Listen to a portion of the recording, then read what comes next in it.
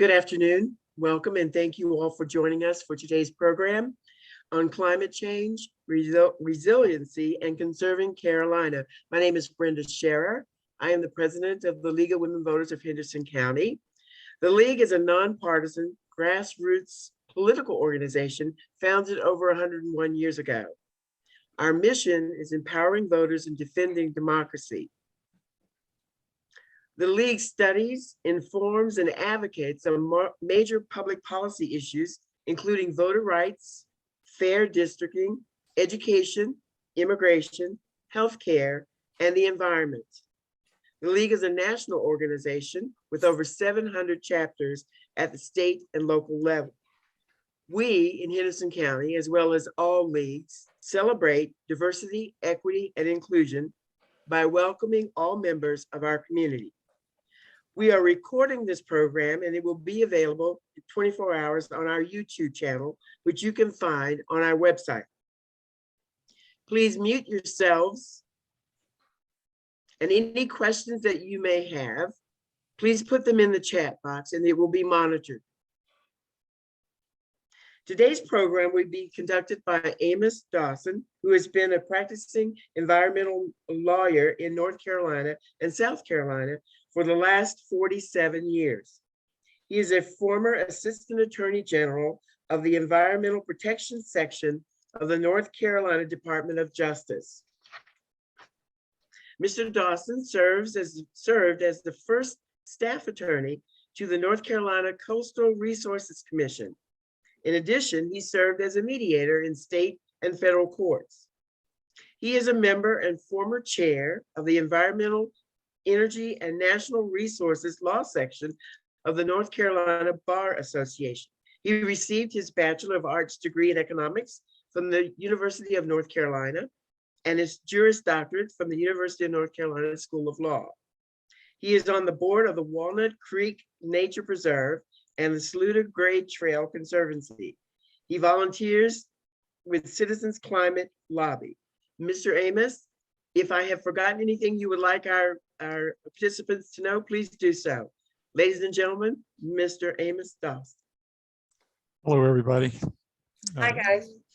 It's a real pleasure to be with you all today. You do a lot of work that is dear to my heart, and hopefully I do a lot of work that's dear to your heart. So we should have a great come together here today and have some good stuff to talk about. I currently serve on the board of Conserving Carolina, and I was previously the president of Conserving Carolina. Actually, about 4 or 5 years ago, when what was known as Carolina Mountain Land Conservancy merged with the Packlet Area Conservancy to form Conserving Carolina. So our service area now includes Transylvania County, Henderson County, Polk County, part of Rutherford County, part of Buncombe County, and part of upstate South Carolina. And altogether, we have conserved almost 50,000 acres of land in this area. And we do that in two ways. We hold conservation easements for private landowners who want to conserve their land. So for instance, if you owned a tract of land that you did not want developed and you want to preserve it as it is in perpetuity, you could enter into a conservation easement with Conserving Carolina. You can negotiate the terms of that to some extent and carve out the right to build a home on the property or to reserve a home site for your children. You can reserve the right to conduct forestry according to an approved forest management plan. And there are other things like that that you can do so that you can continue to use your property, but make sure that it's protected in perpetuity. The other thing that we do is we own land. We get gifts of land and we purchase land. A lot of the land we purchase with the intent to transfer it to either the state or a local government so that they can manage it as a nature preserve or part of the Green River Game Lands, for instance. A subsidiary of Conserving Carolina has recently purchased the rail line between Hendersonville and Brevard. It's about a 19-mile stretch of track. And we're working with Henderson County and Transylvania County and Hendersonville and Brevard to build a trail along that section. And we've already raised a tremendous amount of money. I think Henderson County got a $5 million local grant from the state to start construction. And our donors have contributed, I think, over another $2 million. So we've raised another almost $7 or $8 million to start constructing that trail. And that's going to be a wonderful boon for this area. It's going to provide a green space, a corridor for people and wildlife to travel safely. And as we've seen in other areas, it's going to be a real boon to the economy in this area. So we're proud of that. The other thing that we're proud of and that we feel really good about is that we're adding new projects and new land every day. It seems like every year that I've been on the board, which has been for the last 7 or 8 years, that we've had significant projects that we brought online. And apropos to today's topic is that our conserved lands, in addition to providing open space, protecting animal species, protecting our air and water quality, also to store tons of carbon, which helps to reduce greenhouse gas emissions and lessen the impacts of climate change. Additionally, many of our properties that we protect, both ones that we have easements on and ones that we own in fee simple, are open to the public for recreation. Lots of people hike, mountain bike, picnic, and do other forms of recreation on our properties. As Brenda mentioned, I've been practicing environmental law in North and South Carolina for the last 47 years. So I was introduced to climate change science a long time ago. And as you all know, for a long time, people really didn't pay a whole lot of attention to it because it wasn't impacting us. We weren't seeing the visible effects of climate change. Unfortunately, as we all know, that has changed dramatically. And we're now seeing the impacts of climate change with rising sea levels, with more droughts, more extreme weather events. We're seeing wildfires out west in Australia, around the world, in places that they haven't been before, and with more severity in the places that we have experienced them in the past.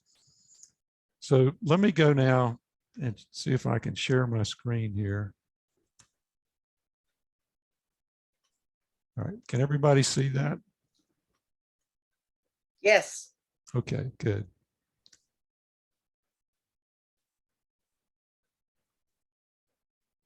All right, what we're going to talk about today, we're going to talk about climate change, who, what, how, and why behind climate change. I'm sure a lot of y'all know a lot about this already, so I'm going to try not to get into too much detail. Climate resilience, what is it and how does it play out in the real world, and how can we be involved in that? Third, I'm going to talk about what Conserving Carolina is doing to address climate change. And next, last, we can talk about Henderson County and the impacts here and what you're seeing and what I'm seeing and what we can hope to do about that. Stephen Hawking said, the polar ice caps are shrinking and the desert areas are increasing. At night, the earth is no longer dark, but large areas are lit up. All of this is evidence that human exploitation of the planet is reaching a critical limit. Well, unfortunately, we all know too well that the planet has reached a critical limit.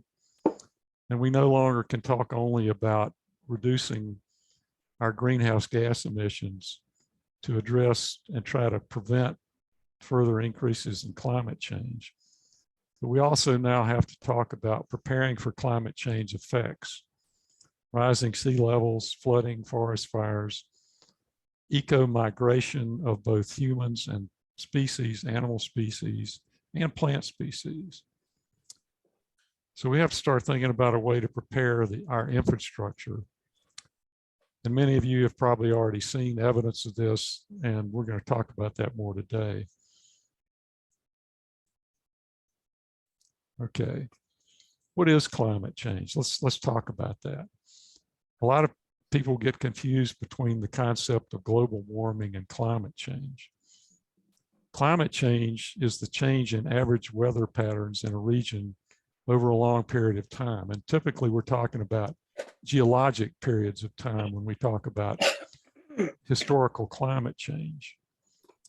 We now know that these changes can be both caused by natural events and they're anthropogenic, meaning they're human induced. And what we've seen with global warming, which is an increase in the average surface temperature of our planet, is that over the last several hundred years since the advent of the Industrial Revolution, we've seen a huge increase in the levels of CO2 in our atmosphere, both CO2 and methane and other greenhouse gases. And most of this is caused by human activity. I think for many years, the climate deniers and the fossil fuel companies tried to mislead people into thinking that human contribution was slight compared to the other effects that are impacting climate change. And I think many of us realize that that's kind of like when the sugar companies said that sugar didn't cause cavities. And it's like when the tobacco companies said that smoking didn't cause cancer. And for many years, the fossil fuel companies have said that, burning fossil fuels was not a significant contributor to climate change. But now even the fossil fuel companies have realized that we've got to cut back on CO2 emissions rapidly. Some of the more enlightened fossil fuel companies are supporting carbon pricing and other actions to cut back on our CO2 emissions. The United Nations reports have indicated that we really don't have much time left to accomplish this, that by 2030, we've got to significantly reduce our CO2 emissions, which are not being reduced. They continue to rise each year. And as we've seen recently with the situation with Russia invading Ukraine, that impacts the global supply of fossil fuels. It's causing rises in fossil fuel prices. And many people are saying, well, we can't cut back on fossil fuel use now. We can't tax carbon because the price of gasoline is going up at the pumps. This is not the time to do that. Well, I would argue that it is the time to do that because this is just one more instance of what we're seeing with these countries that depend on petroleum and fossil fuels for their sources of revenue, like Russia and Saudi Arabia. There's always going to be some crisis that either they generate or it's caused by something happening somewhere else in the world. It causes gas prices to rise. And the way to get out of this cycle is to reduce our dependence on fossil fuels, to go to clean energy sources, which actually will reduce the cost of energy. It'll create new jobs, high-paying, high-tech jobs as we shift to a more fossil fuel-free economy. And there's really no downside to it. It will create more jobs. It will not create inflation, and it will make everybody healthier. We have hundreds of thousands of people around the world each year who die because of air pollution.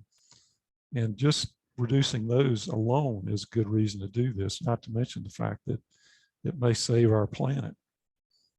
So when we talk about climate change, there's always a lot of discussion about, well, what are the causes of it? And there are many causes, and over geologic time, each of these causes has come into play at different times in our history. The Earth's orbit, changes in the Earth's orbit, the changes in the Earth's atmosphere, the movement of tectonic plates, volcanic eruptions, meteorite strikes, and of course, greenhouse gases, which is really what we're most concerned about today.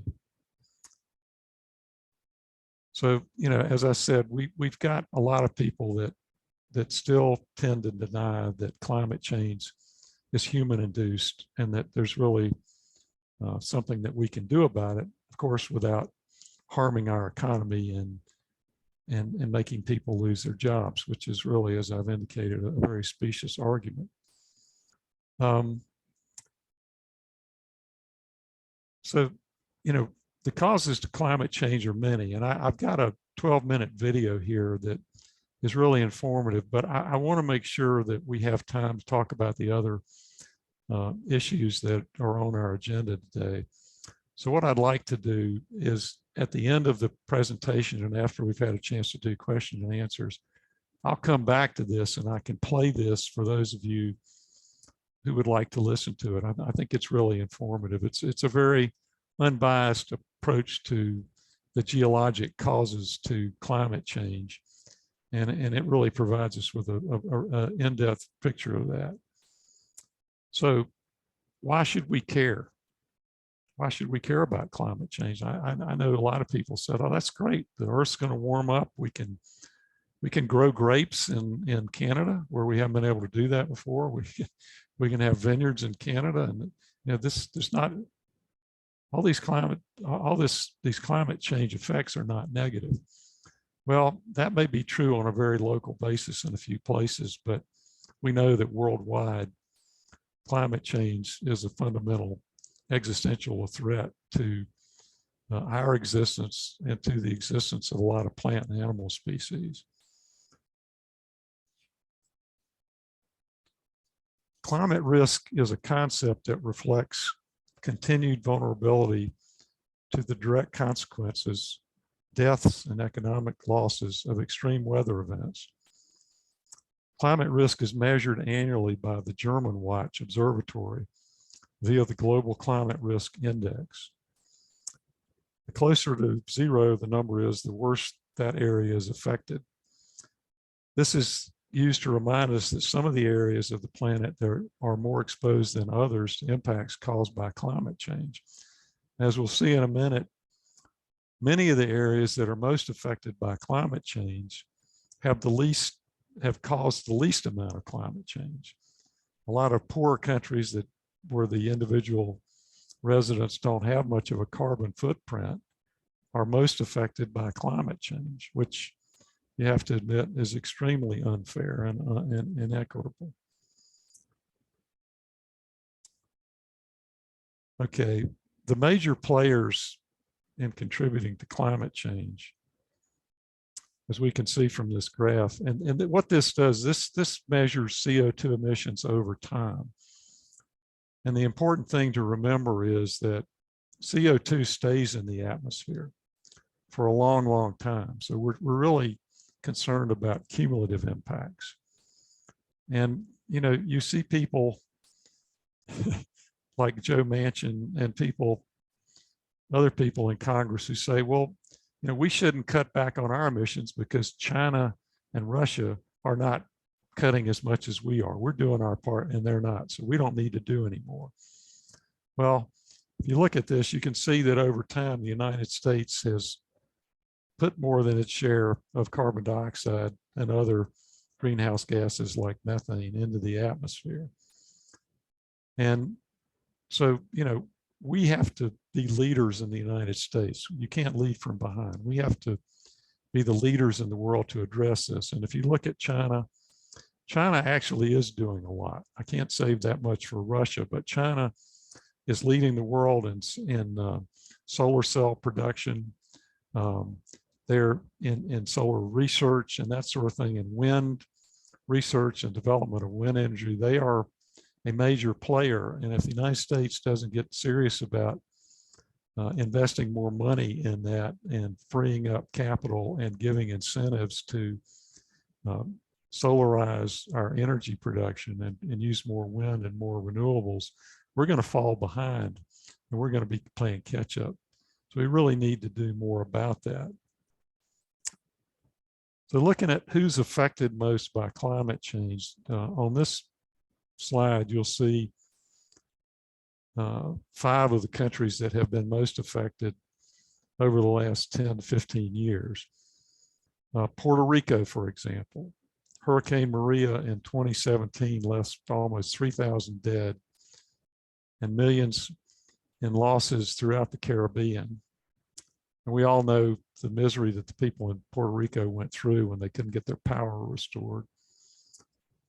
Pakistan, the monsoons have always been a problem in Pakistan, and they're getting more intense and more frequent. Let's see, in 2010, there was a monsoon there that affected nearly 20 million people. The Philippines are subject to extreme weather events and constantly. And in this century alone, they've suffered over 300 extreme weather events. Haiti, we all know about the situation in Haiti. Haiti suffered two of the most devastating hurricanes so far this century, Jean in 2004 and Sandy in 2016. And Myanmar, Cyclone Nargis left around 140,000 people dead in 2008. And that country is still recovering from these losses. Worldwide, there's something like 190 million people who live within 3 feet of mean sea level. And we all know that sea level is rising as the glaciers and the snow melts melt, or the snowpacks melt. Sea level's rising. Sea level is also rising significantly because warm water expands more than cold water. And as the oceans heat up, the water expands and sea level rises. So, you know, if we don't address climate change, and the models are showing that by the end of this century, we could have mean sea level rise over 3 feet. That means 190 million people are going to be displaced from their homes. And the impact is going to be much greater on poorer countries who don't have the means to address infrastructure that has to be reconstructed due to sea level rise. So again, we see this is an equity issue globally. The poor countries contribute the least to climate change. They emit less CO2 and methane, and yet they're most impacted, and they're least able to address the impacts and to change their infrastructure to meet these climate change challenges. So let's talk about climate resilience. Extreme weather events and natural disasters have shown that resilience is an essential component of any comprehensive climate action program, because climate change is both a global issue and a hyper-local issue. If it affects you locally, then you're affected 100%. And globally, it's going to affect everybody at some point in time. The causes and broad impacts affect everyone on the planet. But resilience efforts must be executed at the neighborhood level. This is going to take a really massive global effort, like none human history has ever seen before. And although this may sound very difficult or impossible, the good news is that we are addressing these risks and can not only protect people and property, but also generate economic activity that will create domestic jobs and drive prosperity. So what is climate resilience and how can we achieve it? This is a real short video here that I'm going to click on, and hopefully we'll all be able to watch this. It only lasts about a minute and a half.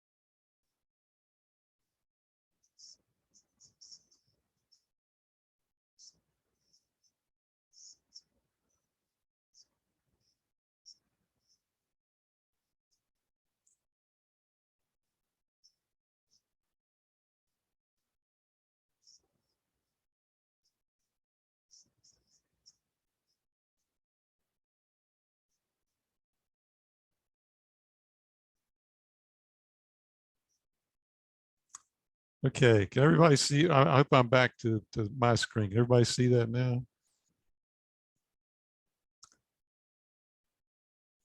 Okay, what are the barriers to climate resilience?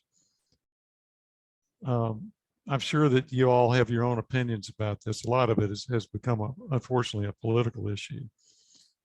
One of the main problems is the inability to understand how to assess and value climate risk, and the lack of knowledge regarding the ways in which it can be managed.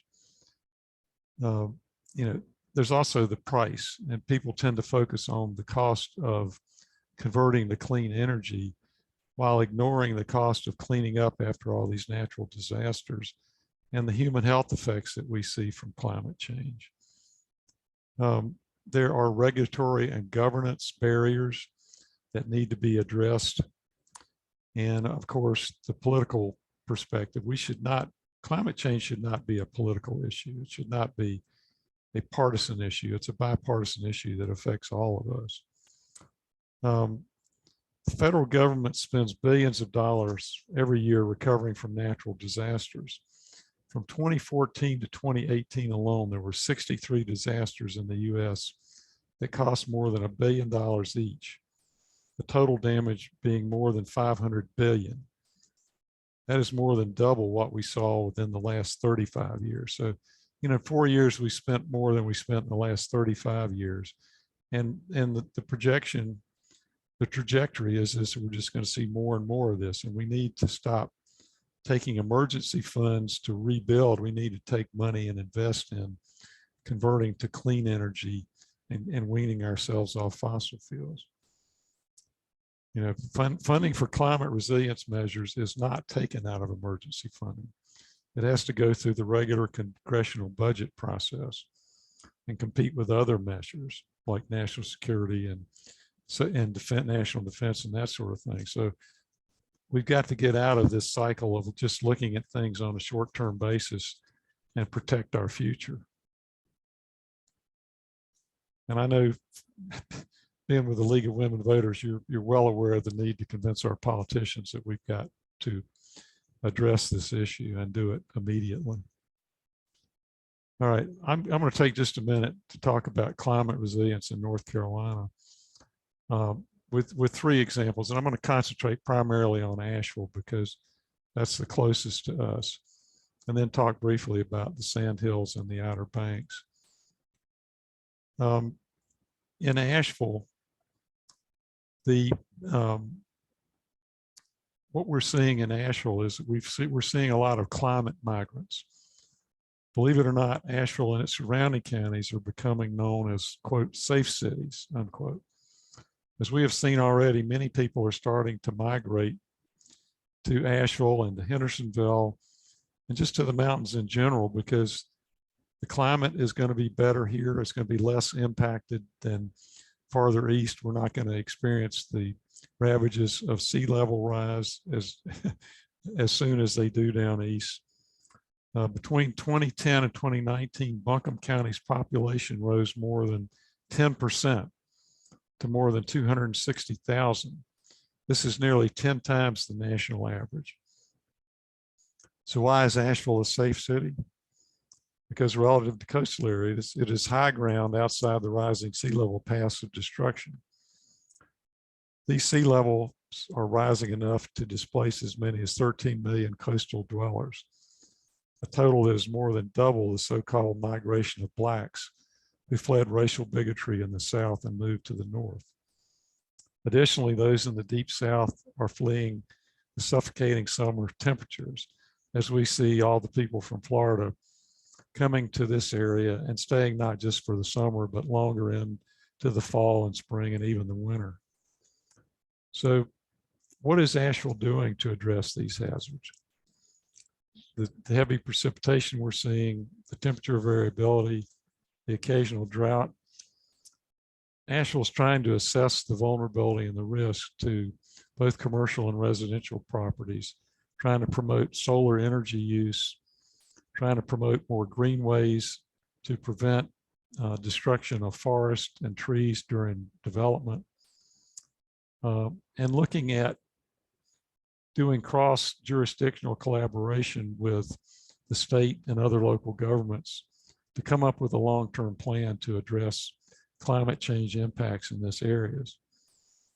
I mentioned the sandhills. I'm just going to say briefly that through research, it's been determined that contrary to popular belief, there are actually more emergency room visits from heat-related illnesses in rural areas than there are in metropolitan areas, where there's more impervious surface and the temperatures are higher. But the sandhills in particular are experiencing a high increase in the number of heat-related illnesses and deaths. So they're working with researchers to come up with tools to alert people when they're going to be high heat days when they need to take refuge, and to provide emergency cooling centers where people can go during these events. Third, on the Outer Banks, this is an area in North Carolina which is going to be most impacted, obviously, by sea level rise and by the increase in severe weather events. So, you know, the towns on the Outer Banks are working with the state and other nonprofits to do risk analysis to figure out a plan for raising infrastructures to address sea level rise, and to come up with emergency plans for evacuations. You know, as we've seen during some of the hurricanes that we've had in recent years, the evacuation highways are flooding, so people can't evacuate, like trying to get out of Wilmington on Interstate 40 when Interstate 40 is flooded. So, you know, these are crucial things that are going to impact people's lives and threaten their very ability to survive these severe weather events when their evacuation routes are blocked by flooding.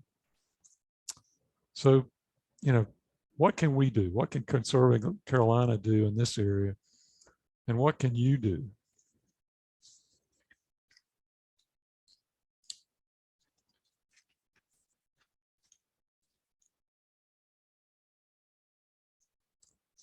Well, let's talk about some of the things that Conserving Carolina has been doing.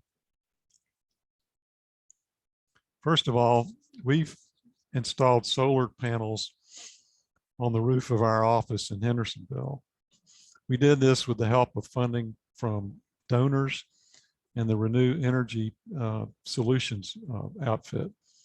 So we did that, and in conjunction with that, we did an inventory of Conserving Carolina's greenhouse gas emissions, where they're coming from and how we can reduce them.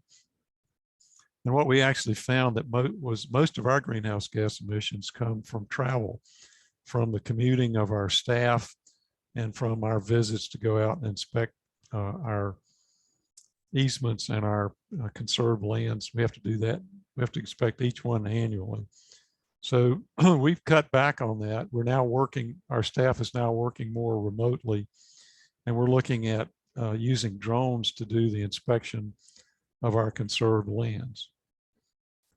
A second step we've taken is what we call ESG investments. And I don't know how many of you are familiar with that, but those are environment, social, and governance investments. The idea there is to completely divest from investment in fossil fuels and to invest in companies that have good environmental, social, and governance records. And last year, the Conserving Carolina Board voted to fully divest from fossil fuels by moving our entire investment portfolio into ESG funds. And we did this realizing that we may take a short-term hit in terms of the return on our investment, but in the long term, fossil fuel companies are not a good investment. You know, their stock prices have gone up recently because of the increase in gas prices because of the Ukraine situation and the inflation caused by COVID.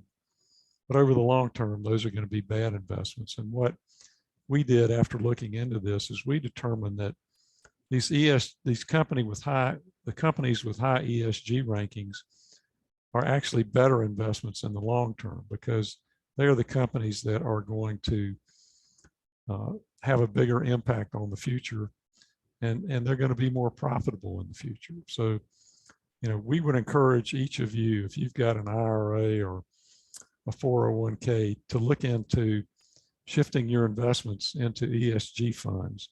And there are many, this used to be sort of a new concept, but over the last 5 or 6 years, there's been a lot more emphasis put on this, and there are a lot more options. There are a lot more good funds that now have a really good rate of return that are environmentally conscious and are working to transition to clean energy and away from fossil fuels. The other thing that our board did recently was we joined hundreds of other nonprofits and local governments to endorse the Energy Innovation and Carbon Dividend Act. This is an act sponsored by the Citizens Climate Lobby that would put a price on carbon, basically a carbon tax, but all of the revenues from that tax would be distributed back to taxpayers in the United States in the form of a monthly rebate check. So it's really, it's not a tax in a traditional sense. It's a tax on carbon, on fossil fuels and carbon products to increase their costs so that there are incentives for people to move away from that and toward clean energy and less carbon intensive products. And there's a border adjustment as part of that bill, which would make American goods more competitive, because imports that come from companies that don't have carbon prices would be subject to a tariff to raise their prices so that our products made in America with less carbon are more price competitive. So, this is something that I want to talk to you a little bit more about as we go on, but I encourage each of you to look at citizensclimatelobby.org. Just Google that and see if you want to become involved in that. We provide, make it easy for you to contact your congressman to ask for carbon pricing and for them to take more action to address climate change. As I said, we did a greenhouse gas inventory of our operations and have taken steps to reduce those as much as possible. And then finally, this is probably the most apropos topic to our discussion today, is we have done an inventory of the amount of carbon that is sequestered in our conserved lands. And what we found using the Nature Conservancy Resilient Land Mapping tool, we determined that our conserved lands conserve about, or sequester about 93.5 tons of carbon per acre. That's per acre, which is much higher than the national average of 85 tons per acre. In total, our 47,000 plus acres of conserved lands are storing 4.3 metric tons of carbon, which is equivalent to approximately 427 million gallons of gasoline. And on the resiliency scale, our conserved lands are rated above average for local connectedness. And this is relative to our ecoregion, which is the Southern Blue Ridge and the Piedmont. In addition, 89% of our conserved lands are rated above average for resilience, and only about 10% are rated average or below average.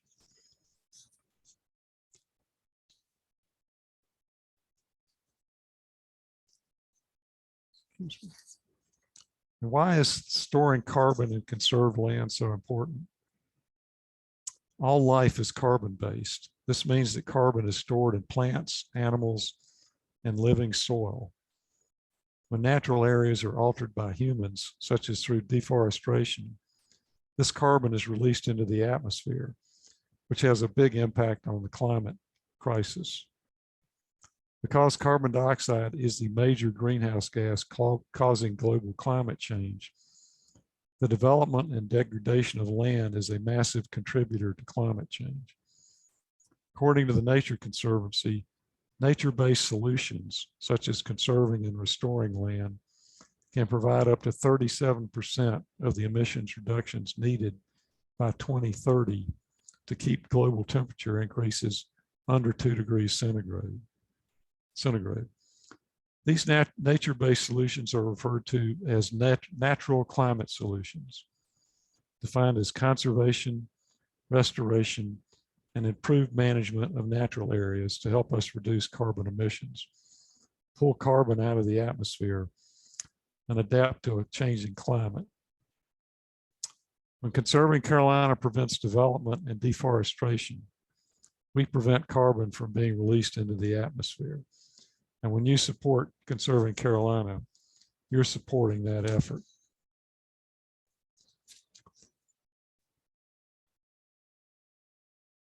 Okay, just kind of get to the point where we can wrap this up and hopefully have some questions or discussion. What can you do? What can we do? What can the League of Women Voters do? We have to hold the government accountable. We have gotten past the point where individual actions, where the reductions that you and I can make in our individual carbon footprints can turn the climate crisis around. It's just too late for that. We have to have massive changes on a federal level. We have to have a change in our priorities. We have to have a tax that we have to internalize. We have to take steps to internalize the actual cost of carbon in the products we use, in the gasoline that we use to power our cars, in the propane and natural gas that we use to heat our homes. We've got to raise the price of those goods so that there's an incentive to move to renewable energy. And if we do that through a tax on carbon with a rebate to all taxpayers, we will see that we can do a transition to clean energy without negatively impacting our economy and without negatively impacting those from poorer households.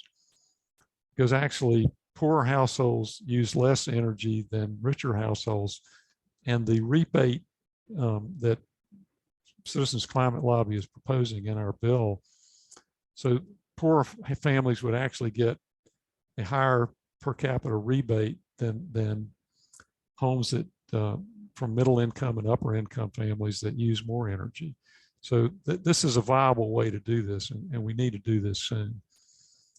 Another step is solarize. We can all look at putting solar panels on our houses and determine whether that's feasible.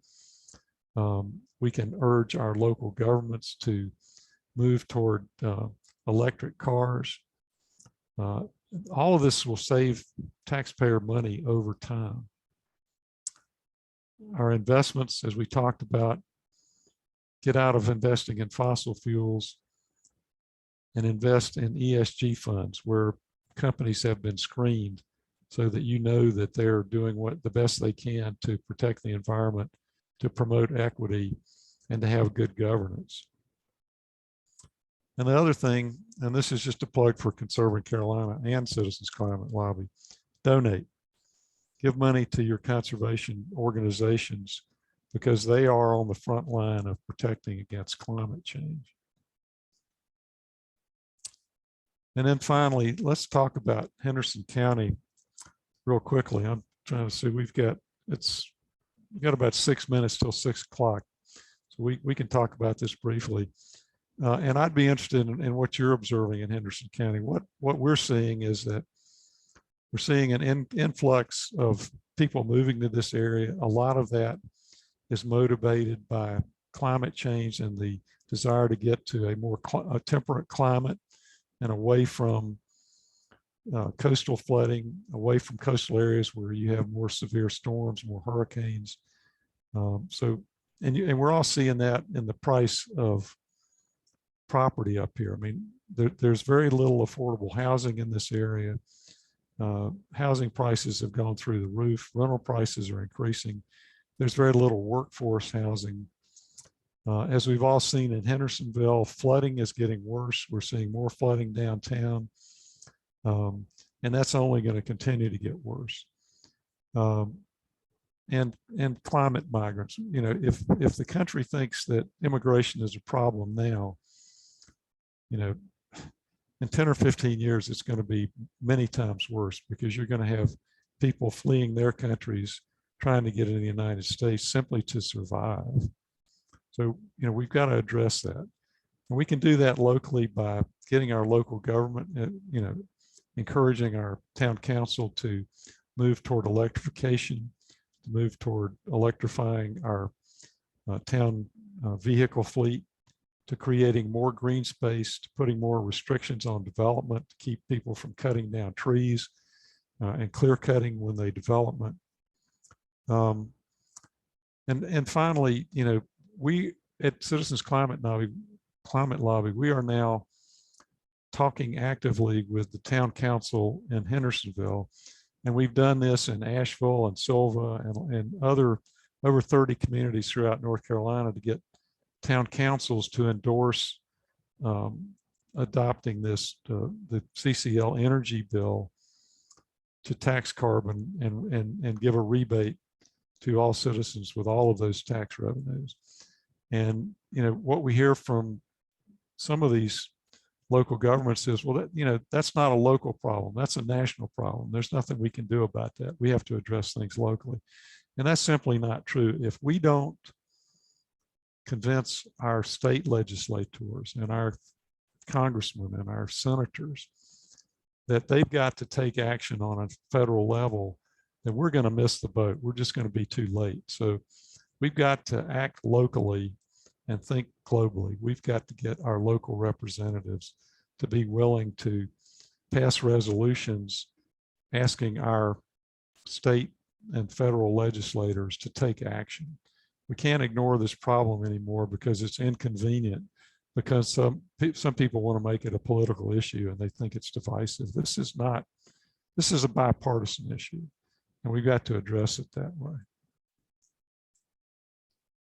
Okay, I'm going to stop my screen sharing now. Well, it looks like some of y'all actually stuck it out to the end. I appreciate that. So, Brenda, I don't know if you want to just let people turn on their mics and ask questions, or whether you've got some in the chat, but I'd be happy to address it. Yeah, they can do that. There's one question there from Chris. Jane made a statement. If you want to read that statement, Jane, to everybody, but Chris, ask your question.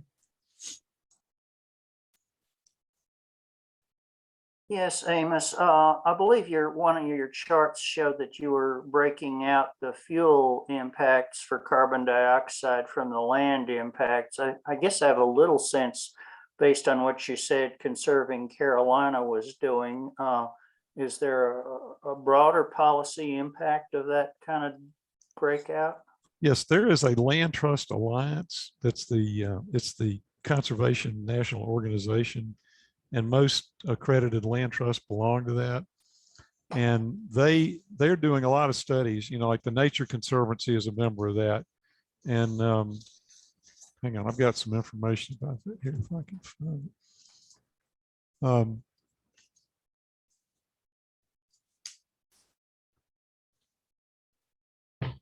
The Land Trust Alliance has called on President Biden to leverage natural climate solutions to help achieve net zero carbon by conserving 30% of America's lands and waters by 2030.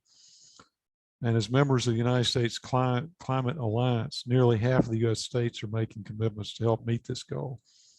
There's also a Forest Carbon Working Group, which is a coalition of non-governmental organizations and private forest interests working to advance climate change solutions. That's the Forest Carbon Working Group. You could Google that if you're more interested in that. The Open Space Institute, and Conserving Carolina frequently gets grants from the Open Space Institute to purchase lands to conserve. And they have established an Appalachian Landscape Protection Fund that provides funds for land grants to put the guidance that we are highlighting into practice in this area. And nationally, programs are being developed to help landowners and land trusts realize revenue from voluntary carbon sequestering on their lands. There are programs that people can, there are entities that will help local landowners, private landowners, to realize the benefits of carbon sequestration on their own lands. And if you're interested in finding out about that, we can get you more information about that. But you know, this is a national movement, and we're finding out that a lot of these natural climate solutions are really have to be a big part of this solution. Thank you.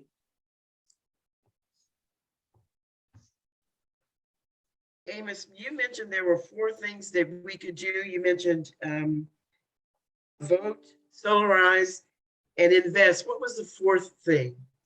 Donate. Donate. Why would I forget that? And the second question that I have is, how do you keep from being taken advantage of by inquiring about solarizing your home? You know, that's not, that's something I can't tell you about, but I know there are a lot of people that can tell you that, and I can connect you with some people through Conserving Carolina that they would refer you to. Evan Parker, who was on our staff, left recently and has gone to work for a big solar company, and I'm sure he could provide us with some of that information. But that's a good question to ask, and we all should be looking at that, because it makes it's ethically the right thing to do, and it makes economic sense too. Okay, thank you. And I would add to that, because I want to do that to my house. It's a perfect house for that. I'm east facing and I get the sun almost all day. So it would be great, but I just don't know which company to go with. So great. So the comment that I made, Amos, was I have friends in Norway and as you know, they have pretty significant oil deposits off of their coast. And I love the fact that they their gas is as high as anybody else's, because they're investing the profits from that in renewable energy. Right. And they're making great progress in that area. So I guess my question is, why aren't we doing that? Because we're not as smart as the Norwegians. I actually worked in Norway twice and speak a little Norwegian. So Oh my goodness, I did not know that. yeah, I can prata litt norsk. But no, really the Norwegians, they're just, I think it's easier for them to make these changes because they're not so polarized politically, and there's a much more homogeneous country. But they're also a little more enlightened, and they don't consider doing things for the common good to be socialism. They just consider it to be smart. And they're moving rapidly. They're going to,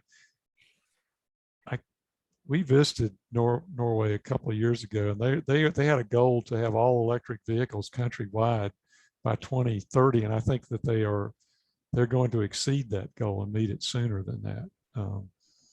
And they're looking into tidal energy and solar and wind energy as well as solar energy. Of course, solar energy is a problem there because it's dark. It's dark all day, half the year. But wind and wave and wind energy are really good possibilities there. But what we all need to be working toward is making this a bipartisan issue. The fact that we've gotten so polarized over scientific issues is just ridiculous. And people allow that to happen by being uninformed. So we've really got to educate people, and we've really got to put more pressure on our congressional representatives. All they're concerned about is how their polling numbers are today, and they just don't do any long-range planning or commit to do anything worthwhile over the long haul. It's all just, what can I do right now to make myself look a little better? So, Yeah. Well, we have been meeting recently with the Hendersonville Town Council through Citizens Climate Lobby, and there again, I think a majority of the town council members, when you talk to them individually, say, you know, we would support this. And if we could get it on the agenda, we'd vote for it. But, you know, it's just so easy to put that off. Because, you know, it's not, people don't feel like it's affecting them right away, and they're more important issues. But, you know, I never thought that I would retire, or at least semi-retire, move to the mountains and spend, you know, wake up every morning worrying about what's going to happen to my children and grandchildren because of climate change. I mean, it's distressing. And that's why I got involved with Citizens Climate Lobby, because I think I looked at all the alternatives, and it seems to me that we have to have a bill that has bipartisan support that can get through Congress that will actually start reducing carbon emissions immediately. And this is the thing that I saw that seemed to be the most viable. And there is actually bipartisan support for it. And there's polling that shows that 75% of young Republicans support addressing climate change and would support this type of bill. And we've talked with the senators and the representatives, and they'll say, well, we can't come out and support this, but if it ever gets to the floor, we'll vote for it. Yeah, thanks a lot. You know, that's the kind of intractability that we have to deal with. Yeah. Well, I would offer hope, I guess, but it might not. There's always hope. We have to have It hope. might not be immediate hope. Thurgood Marshall, when he was a lawyer for the NAACP, as you probably well know, had a 40-something year plan to overturn segregation. Right. And he took cases that he knew he would lose to build a body of evidence to eventually get to the Supreme Court. And, you know, that's something I hear from my friends when I try to get them to take action, and they just rationalize it, and they can come up with 100 reasons why this isn't going to work and it's not worth trying to do because I can't have an impact. And I say, you know, you think about Nelson Mandela pounding rocks on Robben Island. 27 years. Do you think he thought he was going to be president of that country one day? No. No. No.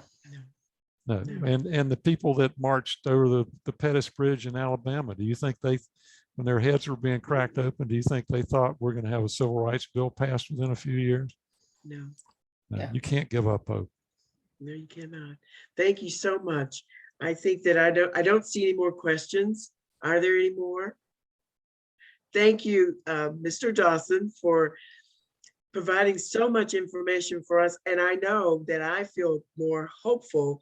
I think that the key for us is to find a way through our work to get rid of the partisan divide so that the climate is not a political issue, and that it is based on, oh, it's important for our survival and our children and our grandchildren if we have them. Well, can I ask you one quick question about that? Sure. What is the League of Women's Voters position on mandatory voting? It seems to me that if we had mandatory voting in this country, like they do in Australia and a few other places, that the politicians would have to pay more attention to the people in the middle, because they know everybody's going to have to vote rather than just appealing to the extremes. And I don't know if that's something the League of Women Voters has looked at, but, you know, having a national holiday for voting and make voting mandatory would go a long way to fixing a lot of problems we have. Yeah, I think that I will rely on my resident expert man to basically talk a little bit about that. But I think that what we try to do is just to ensure that everybody has the opportunity to participate in the process. And the information to participate. And the information. And the information, absolutely. An educated vote. Yep, that's our work right now. And as we all know, most of us are former educators, or dealing with trying to inform the public. It is a slow process. Like I would never have thought in my 74 years that I would be in charge of the League of Women Voters. Who would know, you know? But I have hope, and I'm impressed by what I've found in the mountains and the kindness that I found here and the expertise that we have even on our league board. So we will keep moving and doing what we do to ensure that everybody has the opportunity, the education, and the information to participate. Brenda, Right. could I just say one thing? Sure. Amos, one of my sons who was here last week lives in Belgium with his children, and voting is mandatory there. You have to vote. And if you don't vote, you pay a fine. Right. I don't know that we'll get there in this country. I do know that the league does not have a position on that. But I think making voting day a national holiday would be a great idea. And I think that's something that everybody could get behind. Right. Anything that would make it easier to vote, and that certainly would. And also in many European countries, the voting is on a Saturday or a Sunday. So Right. it is a holiday, Yeah. a work holiday. But that's something I think we could definitely go for. Well, And we make everybody get a driver's license if they want Yeah. to drive. yeah, That's true. yeah. Well, exactly. we have a convention coming up, so maybe we can bring that up in one And of our. let me just add breakouts. one other thing. I know y'all have different programs, and I talked a lot about Citizens Climate Lobby, but if you're ever looking for a topic, we have a much more detailed presentation about the details of the bill and that sort of thing. And we'd be glad to have somebody come on and do that presentation sometime. But we definitely will put your name down. You will see us again. Not me, but somebody. Well, somebody in your organization. Yeah. Thank Well, you. you were wonderful. Thank you. Yeah, well, I want to Well- thank the education team for bringing this to us. Thank you. And I want to remind you, there are 3 points I want to bring up about things that are happening for us. Monday, April 25th from 4:30 to 6:30, we're saying goodbye to one of our long-term members. If you are in or any place close to the Hendersonville Co-op meeting room, please stop by and say goodbye to Linda Miller. She is part of, and I can't remember when we didn't have Linda Miller. In my 5 years here, she's been the reason that I've done a lot of stuff. So I would hope that you all will reach out to say goodbye to her. Secondly, on May 10th from 4:30, there will be social hour. And then at 5 o'clock, a program on North Carolina Guardian Ad Litem, Child Advocate in Court. That is an important thing for our community. And that's also at the Co-op meeting room, Hendersonville Co-op meeting room. 4:30 is a social hour, 5 o'clock, the program starts. And if you want any more information, for those of you that are not league members, please look at our website to decide if you would like to become part of us or to just do some volunteer work. Again, I want to thank all of you for joining us this afternoon. Have a safe and great evening.